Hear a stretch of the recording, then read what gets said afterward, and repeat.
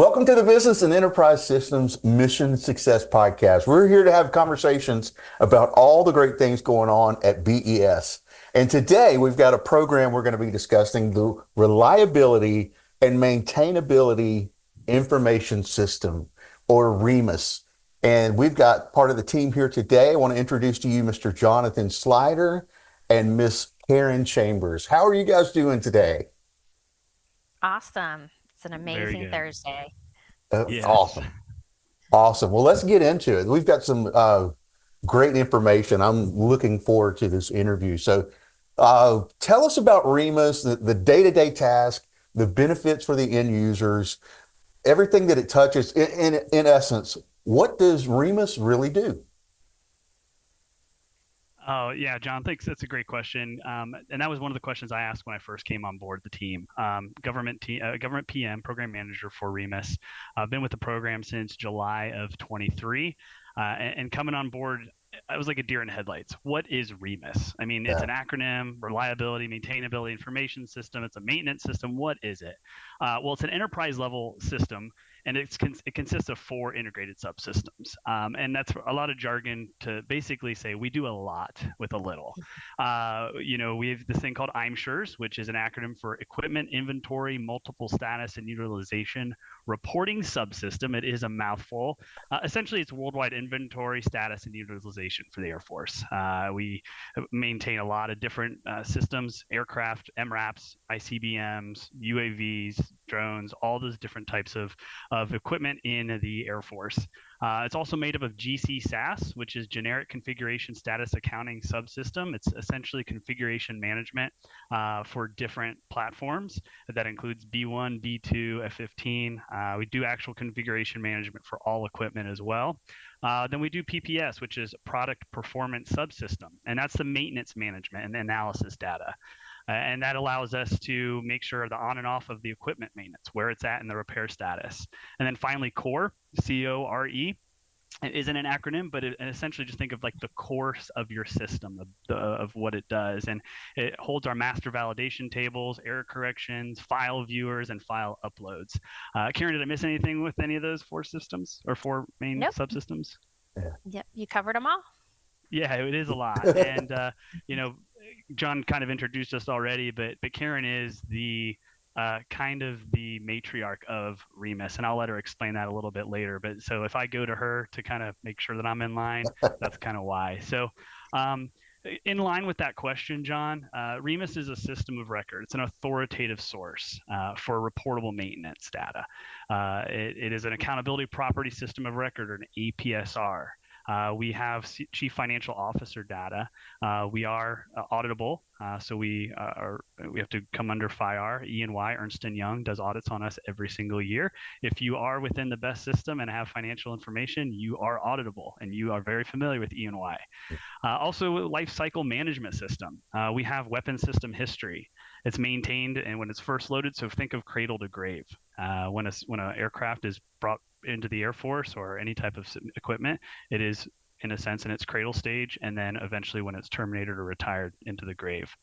We interface with 38 different systems. That's either inbound, outbound, both and, file upload, file viewer, and so on and so forth. And then as far in regards to what we do within BES, the big thing is with an 8.4 portfolio, we were the first system to implement the ICAM, which is Identity Credential Access Management solution for SAF-MG, to be able to monitorize how users access our system. And we'll talk a little bit more about that later. I believe so. And then annually, we reduce our security vulnerabilities by 85% by using that. So that's kind Wow. of a little bit about REMIS in a nutshell. There's definitely a lot more we could talk about it, but for the Yeah. sake of time, that's kind of your overview. REMIS has this long history. Tell us about the background, the various iterations. How long or how much has REMIS evolved over the years? Um, so great question. Remus has evolved quite a bit over the last 35 plus years. So the first contract was awarded back in 1986. And then functionality went live for 2 of the systems that Jonathan talked about, the IMSures, which is the inventory and possession, status and utilization, and then PPS, which is the on equipment, off equipment maintenance tracking. So that went live in 1992. Then along the way, we brought in GC which is the configuration management of things. So REMIS started out on a mainframe, on a tandem mainframe, big old box, and in about 2004, it got monitorized and got moved to a Linux and then onto a Linux. And so the Air Force hired a third-party company called TSRI, and actually TSRI has a book out that you can find on Amazon or any bookstore, and it talks about the modernization of REMIS that took place and that they collaborated with the Air Force. So what they did is they took a lot of our code, and the Air Force worked with them. We came up with a methodology on how to convert the code. Some was converted manually, so the front end screens, but the back end was basically done by this third party TSRI. And they took our COBOL, JOBOL code, so pretty old language, and bumped us up into JSPs and to Java. And so that was a huge, step forward with that. And then in 2018, we actually moved all of our environments to DISA. So we have our production there and our test environments, et cetera, down there. Up until 2022, the January of 2022, this program has ran as waterfall. And so in January of 2022, this program started running as Agile. So, transformation from waterfall to Agile can be a little stressful, a change, a mindset change for people. But that went very smoothly. It took us some time. We ran into some little bumps along the way, but actually, we got REMIS got their Agile maturity assessment, and we went from infancy to run pretty quickly in about 2.5, 3 years. So we made a lot of progress.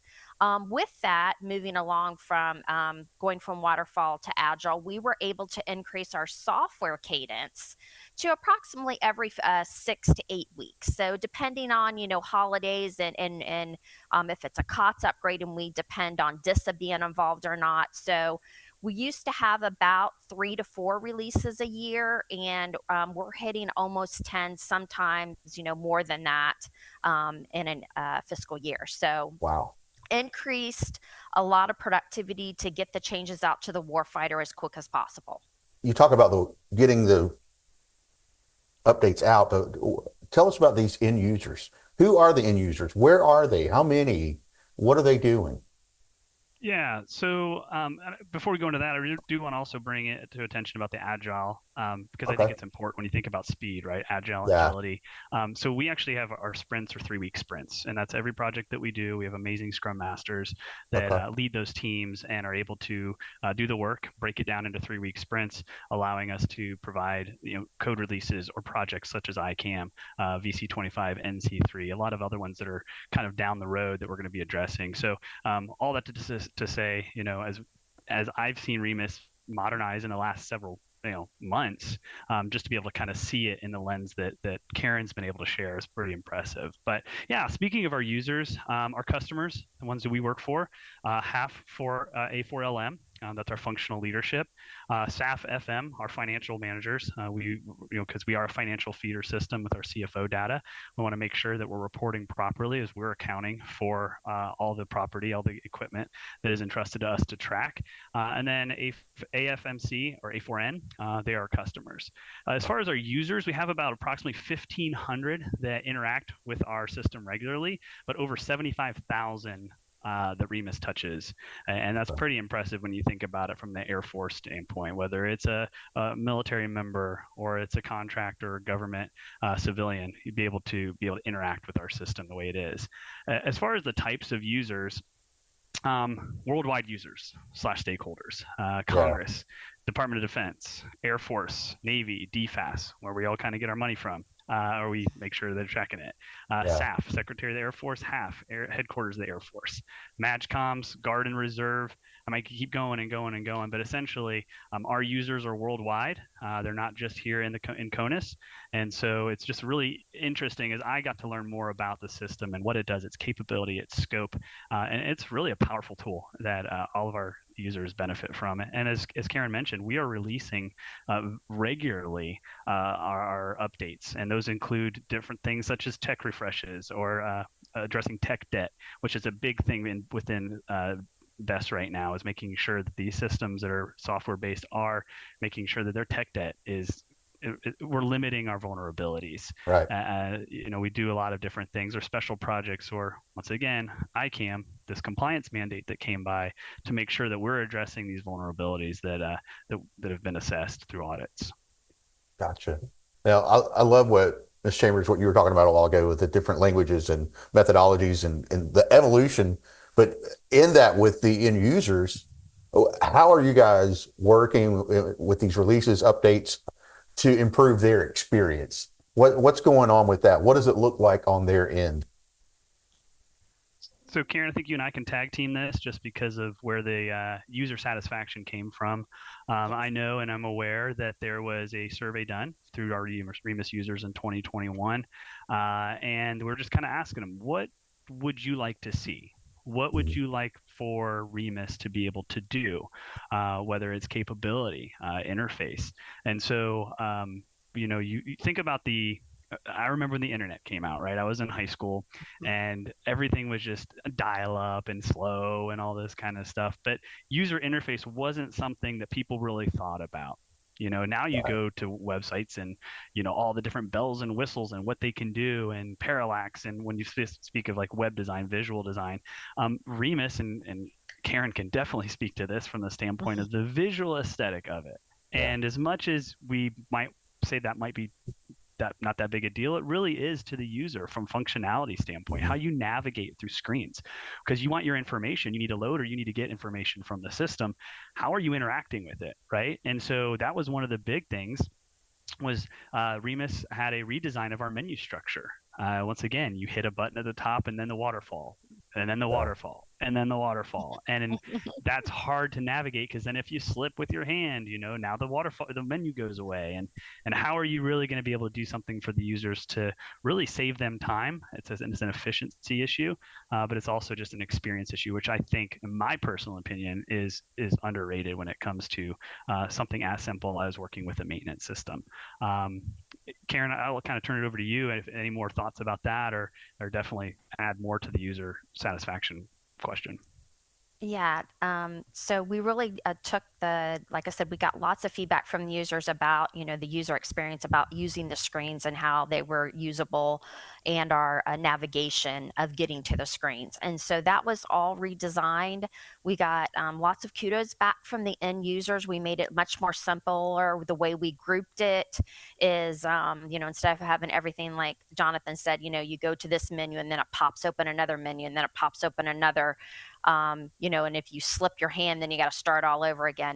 So now the way that it's structured, it's very straightforward for the users to get to, very straightforward to see everything that they want to see at once, very straightforward for them to be able to add their own little menu with their favorite screens that they use all the time when they come to REMIS. So they don't have to go find them. It's just right at their fingertips. Right.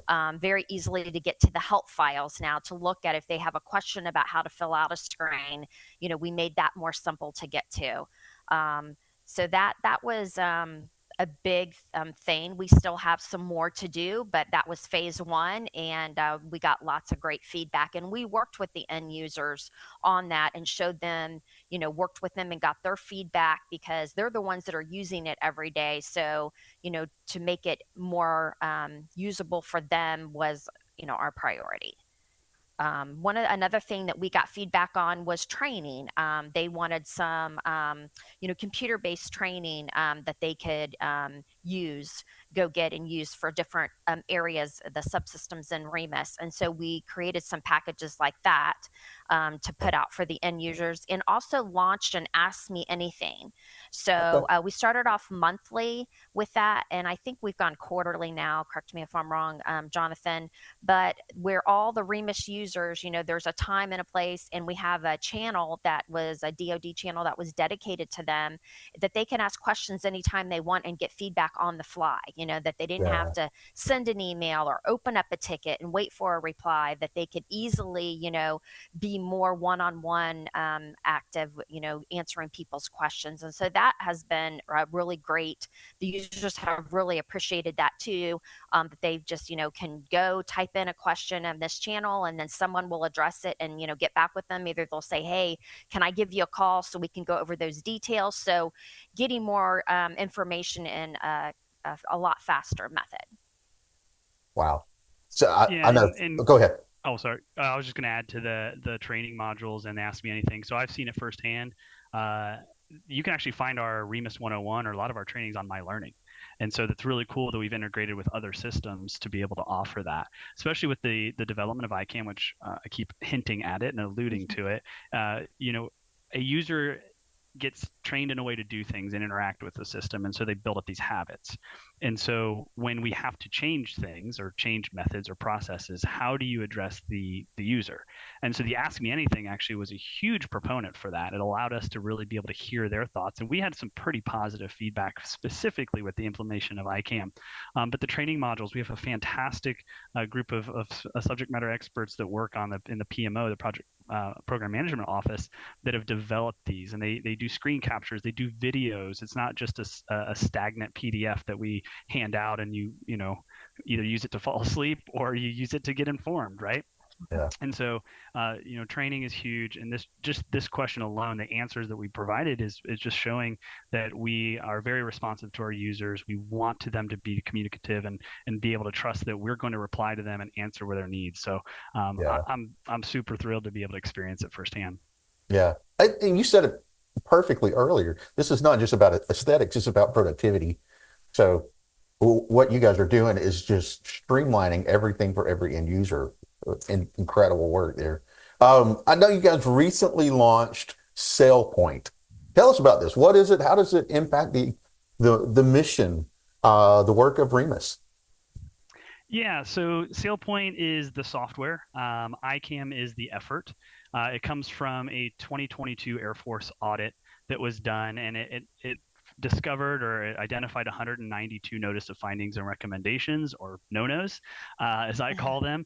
And if anything, it's to do with vulnerabilities from a security standpoint. And so being a financial feeder system, 69 of were identified through this audit to have these NFRs. And what it does is it allows the user to go from the traditional 2875, DD 2875, which is essentially a user access request form. It used to be a paper form, then everything went digital, and then it's a PDF.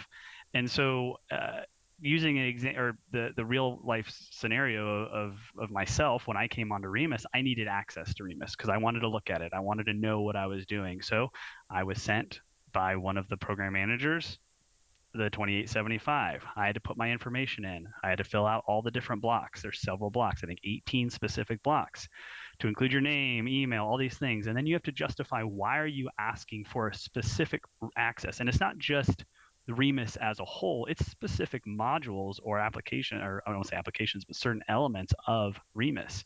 And then you have to sign it. Then you have to send it to your supervisor. Then your supervisor has to make sure everything's there, everything's correct, all the I's are dotted, T's are crossed. And then from there, they have to send it to the security manager. And then the security manager has to send it back. And then there's a couple other steps involved just so before you can even get access to it. So let's say good case or perfect world scenario, everyone's in the office that day. Everyone has their email and they're able to get access. Then yes, you might be able to get access that very day. But the reality of the world we live in, people have meetings, or their people are out on leave, or they're TDY or whatever it is. And so you're not always guaranteed to get access immediately as soon as you need to get it. And so what SailPoint allows us is it converts that DD 2875 to more of an actual like electronic 2875, where you get access to SailPoint. You look for the entitlement that you need to whatever you're going to do, whether you're a configuration manager or a pod manager, or whatever you are. Yeah. And then you can access, you're going to put your supervisor, security manager, and it's going to go off and it's going to shoot it off instantly. And it's going to do all that other stuff because it's bouncing it against your portal ID. It's going to bounce it against databases. It's going to make sure that you have the authority to do it and permission to do it. Yeah. And so we were one of the first, as I mentioned, first BES systems in A4 portfolio. We were the first A4 portfolio system to onboard to ICAM, SailPoint ICAM. And that was a huge success. I'm pretty proud of it. That was the project that I managed personally, and just had a fantastic team with, Karen's team at IMC, and then, working with the SailPoint team, the Deloitte team that managed the SailPoint. So what this actually has allowed us to do, it's reduced security vulnerabilities by 85%. As I mentioned, it's the man hours, it's streamlined user access, saving hundreds and hundreds of man hours. And then finally, it positions the organization to meet future cybersecurity requirements and regulatory standards, because that's what it's about, right? We talk about agile, not just the actual process or ideology of how we're doing software development, but we need to be agile, especially with the great power competition going on right now. Yeah. Being able to respond to our threats, internal or external, and this allows us to do it. So we onboarded, did it, learned a lot from it. A lot of people are coming to us to ask questions about it. So we're really proud of the effort that we did to get it into place.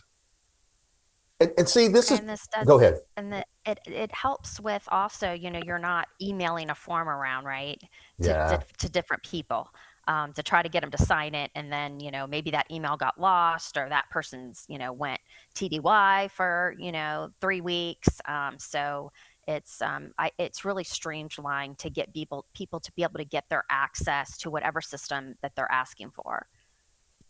And this is what is just so fascinating to me. You guys are really doing some great things. You're talking about efficiency and dealing with vulnerabilities and productivity and all of this stuff that's just so modernized with great speed.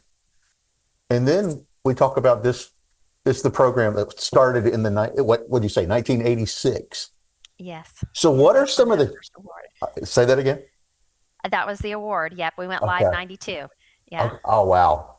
Okay. So what are some of the challenges you guys have faced or continue to face as you modernize a legacy system, whether it be at the program level or really especially with people?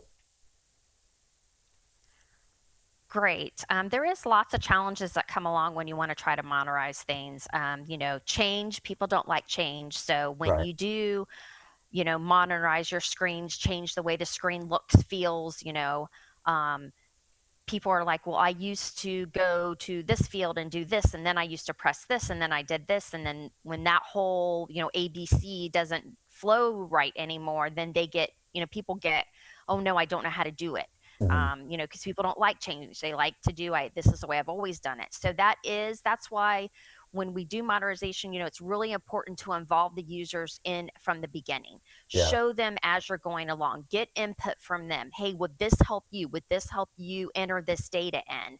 If we could populate some of the data for you, where you would just have to click a button and the screen would populate 95% of the fields, and then you would only have to enter in what's necessary. Yeah. So that's really important into getting them involved early. If they're involved early, they're more willing and happier about the change, right? Because they feel like it's their product. It's not just you did it and you're saying you're stuck with this, you got to use the screen this way. Right. So that really helps for one thing. Some of the and training, so before you go live, make sure that, because maybe you didn't get to interact with every user, wasn't involved in the prototyping. A lot of people are busy. We all have lots of work to do.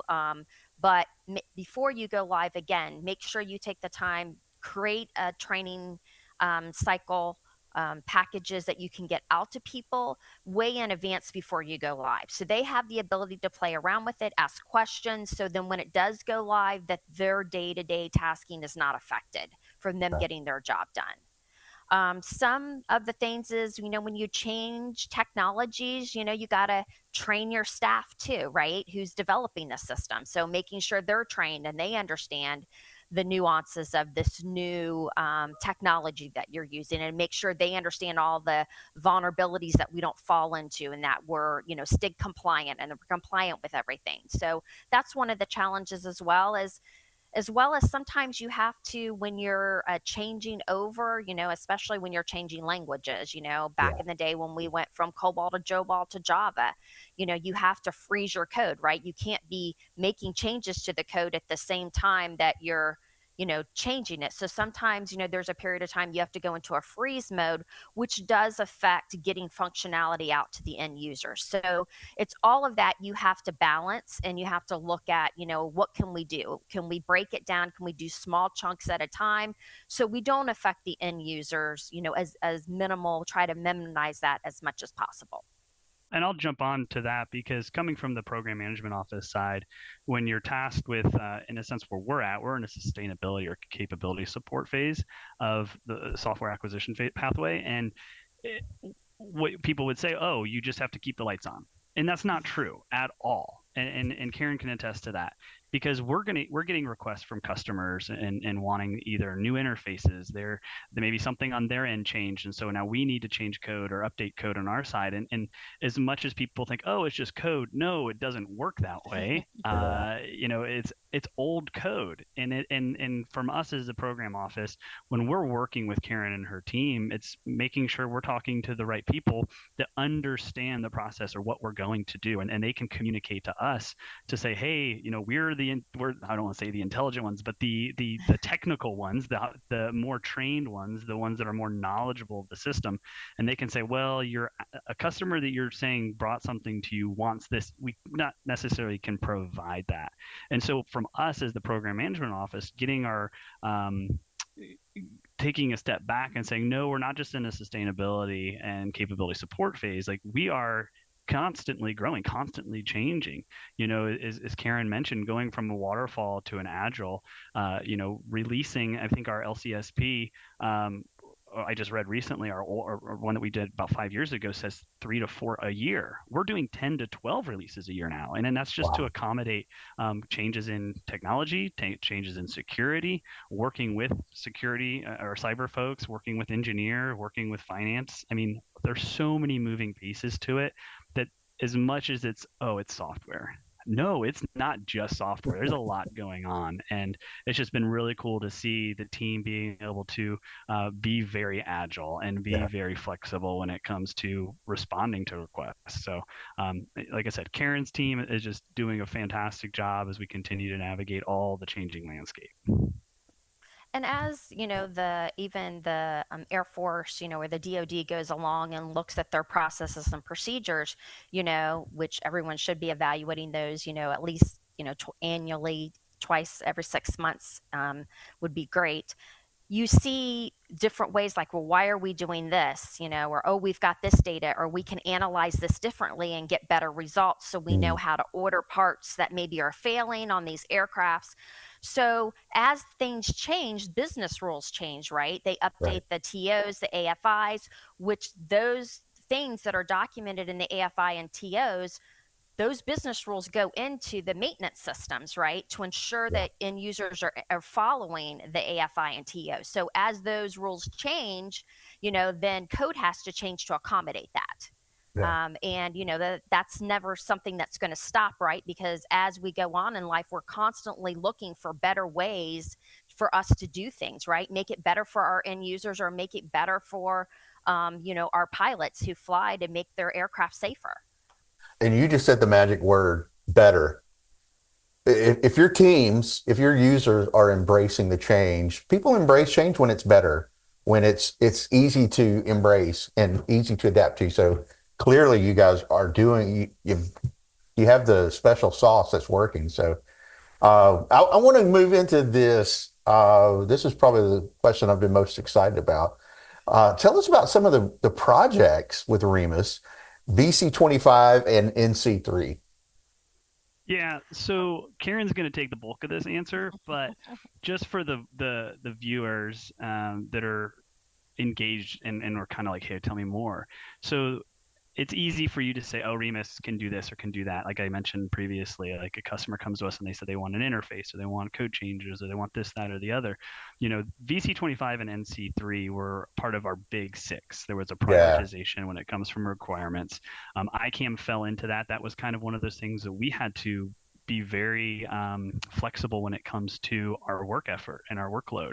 And so ICAM was not on our radar. It came out of nowhere, and so we had to rearrange some things. And it's kind of tied closely to that that user survey that we mentioned earlier. And we were addressing it, and we had a Scrum team working and accommodating those users' requests from the survey. But once this ICAM effort came on board, we had to quickly adjust and say, okay, who's going to do what are we going to do, how are we going to prioritize? But the two other big efforts that a customer did come to us, or two customers specifically did come to us through the normal channels, the traditional channels. They brought funding and they brought requirements, and it was Karen's team that worked through tech approach or tech evals, rough order of magnitudes, to be able to, let's see how we can address this, how we can solve this and work this through. So that's kind of setting up Karen to be able to kind of go into a little bit more. We are a CUI system, and so Karen can kind of share a little bit more with what we can share. We're not going to be giving any type of information that you can't find on Google, but it is something that Karen's team has been able to really attack with these two efforts. All right, so for NC3, so I'll let Karen go ahead. Yeah. All right, so if for NC3 assets, those assets were, they're assets the Air Force owns today, but they were being tracked as type equipment A, as aircraft. And so as I had mentioned of the AFIs and the TOs, there are certain business rules that apply to like a piece of support equipment or a piece of comm equipment or an aircraft or a missile. And so the NC3 people, we're tracking some of their assets in REMIS as aircraft, and they're like, we really want to track them on our own books, right? We don't want them to be rolled up all underneath type equipment A aircraft. We want to have our own. And so they asked that REMIS be able to support a new type equipment N, and they would for the most part use the Air Force business rules, but they had a few differences that they wanted. And so that was what we needed to do, is we needed to make be able to support a new type of equipment. So when you're doing validations and you're saying, oh, this particular field can only be 1, 2, and 3 when type equipment's A, but it can be 4, 5, and 6 when you're talking about a piece of support equipment. So we needed to modify our code to support type equipment N. They want to do the same as aircraft. They want to do configuration maintenance documentation, status and utilization, all the same types of things, but with a little nuance with them, things are a little bit different. Everybody has a little bit different rules, right? So that's, we are almost through that capability. We've got probably about 9-10 months left to go on that. And our counterpart base level system, IMDS, is also making some changes to support that. And so hopefully we'll have that capability activated and ready to go live at the first quarter of FY25. And then VC25. So a couple different things about VC25. Today, different aircraft are tracked. They use different type of tracking. And so work unit code is one type, and LCN is another type. And so like F-22s or CV-22s, they track stuff by LCNs. B-1s, B-2s, they track things by work unit code. Well, the commercial world uses ATA codes, so Air Transport Association codes. Right. And so the Air Force kind of wants to start aligning with the new fighter jets. They want to start using the same type of concept that the commercial world uses. And so REMIS had to add capability to support that, and they have their own business rules. Yeah.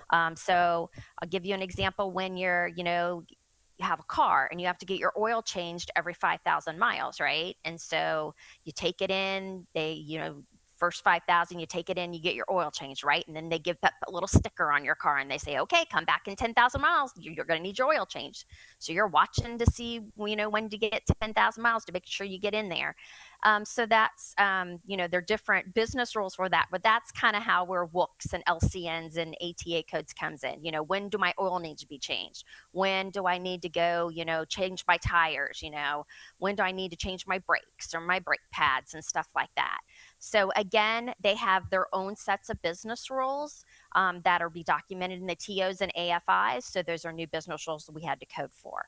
The first, and that's going to apply, the first one that's going to use that is the VC25B. And that the first one isn't scheduled to be delivered to the Air Force till around FY 28, 29. Okay. So we got a ways to go, but we're ready to go with that once they are. Of course, there's other interfacing systems, maintenance systems that need to support that functionality too. So until they're all ready to go, we won't be able to turn that functionality on. Gotcha. Then the second part of VC25 is the White House Military Office and the Presidential Airlift Group. They wanted their data to be restricted where not everyone could see their data. And so we needed to make some code changes so that they're going to say who has access to that data and who can look at it and see it. And so then we had to make some changes to that depending the user that you are. Then when you go to run a report for, how many hours are on, these types of aircraft, that if you don't have that permissions, that you wouldn't be able to do that. Right. So that we're really excited about, where that's functionality is going to be able to be delivered. We'll be working with, like I said, the White House Military Office, as well as a Presidential Airlift Group, working on a schedule, but that will be the second quarter of FY25. And so the thing about that, both of those initiatives is anyone, it couldn't just be the VC25, right? It could be, the F-22 could decide to use this functionality. So it wasn't just designed around the VC25. We did it so it would work across the board. Gotcha. For anybody, if F-35 comes down, they want to play it. The, B-21s, if they want to. So we're really excited about that to be able to get that implemented for those users. Because we do have some VC-25 data in today that they could start using that functionality on. Incredible. You guys are busy, huh? It's not a dull moment on this program. It's very exciting. Believe it or not, it's a great program to work for. That's awesome. And you've also reminded me, I need to get my oil changed. So I appreciate the reminder. I really appreciate the synergy between you guys as well. There's clearly a lot of respect for what your teams are doing and a lot of mutual respect there. So I just want to say thank you for being our guest today and giving us just so much information. I'm still trying to wrap my mind around a lot of what was said, but luckily I'll get to watch this many, many times. So thank you guys for being here today, Ms. Chambers, Mr. Slider, and for all of you, thank you for tuning in to the BES Mission Success Podcast. At BES, we run the systems that run the Department of the Air Force, moving money, manpower, and materiel. Until next time, good day.